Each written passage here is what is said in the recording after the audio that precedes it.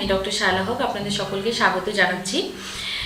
আজকে আপনাদের সাথে আলোচনা করার বিষয়টা হচ্ছে যে প্রথমবার শারীরিক মিলন বা সহবাসের ক্ষেত্রে স্বামী স্ত্রীর ক্ষেত্রে আমাদের করণীয় কি বা এই ব্যাপারটাকে আমরা কিভাবে হ্যান্ডেল করতে পারি।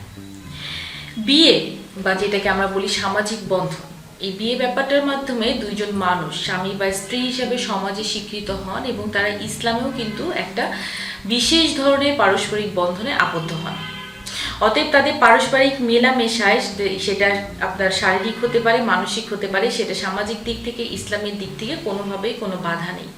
কিন্তু প্রথমবার যখন স্বামী স্ত্রী দুজন একসাথে শারীরিক সম্পর্কে আবদ্ধ হন তখন দেখা যায় তাদের মধ্যে অনেকটাই জড়তা কাজ করে, একটা ভয় ভয় কাজ করে। অনেকে চিন্তা করতে পারেন যে আমার ব্যথা হতে পারে, আমি হয়তো কি একটা ভয়ঙ্কর পরিস্থিতির মধ্যে পড়তে যাচ্ছি, একটা জড়তা কাজ করতে পারে, কিভাবে অ্যাপ্রোচ করবো আমি তাকে।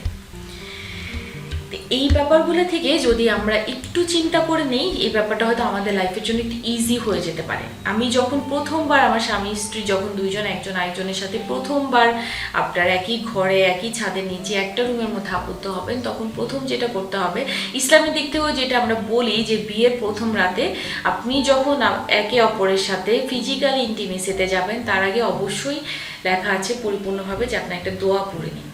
যে দোয়াতে প্রথমেই আপনার বলা থাকবে যে যে কোনো ধরনের কুমন্ত্রণা, কোনো কুপ্ররোচনা, কোনো প্রভাব থেকে এবং শয়তানের প্ররোচনা থেকে যেন ওই কাপলদেরকে, ওই স্বামী স্ত্রীকে যেন বাঁচিয়ে রাখে। তারা যেন অবশ্যই পারস্পরিকভাবে এই দোয়াটা পড়ে তারপরে যেন তারা সহবাসের দিকে যায়। প্রথমবার যেটা করতে হবে, দুইজনকে একে অপরের অনুমতি নিতে হবে। একজন আরেকজনের চাহিদাটাকে প্রাধান্য দিতে হবে। আরেকজন যে ভয় পাচ্ছে বা তাকে একটু মানসিকভাবে আশ্বস্ত করতে হবে। প্রথমবার শারীরিক মিলনের ক্ষেত্রে অনেকেই দেখা যায় যে পরিপূর্ণভাবে সেটা নাও করতে পারে। এতে আরেক সঙ্গীর উপর বিরক্ত হওয়া যাবে না বা তাকে ছোট করে দেখা যাবে না। সেক্ষেত্রে আপনার আরেকজনকে সাপোর্ট দিতে হবে। যে ব্যাপারটা হয়তো প্রথমবার, এটাতে কোনো একটা ভুল হলেও হতে পারে। অনেকের ক্ষেত্রে দেখা যাবে যে প্রথম শারীরিক মিলনের ফলে নারীদের কিছুটা হলেও রক্তপাত হয়। যদি আপনার হাইমেনের পাতলা পর্দাটা ফেটে গিয়ে থাকে সেক্ষেত্রে প্রথমবারের মতো, তাহলে দেখা যায় রক্তপাত হয়। অনেকে এতে আতঙ্কিত হয়ে যায় এবং পরবর্তীকালে আবার ফিজিক্যাল রিলেশন করতে আপনার ভয় পায়। সেক্ষেত্রে চিন্তা করতে হবে যে না, যেহেতু এটা প্রথমবার এরকম আপনার হচ্ছে, আমি আমার সঙ্গীকে, আমি আমার স্ত্রীকে কিছুটা হলেও আশ্বস্ত করব।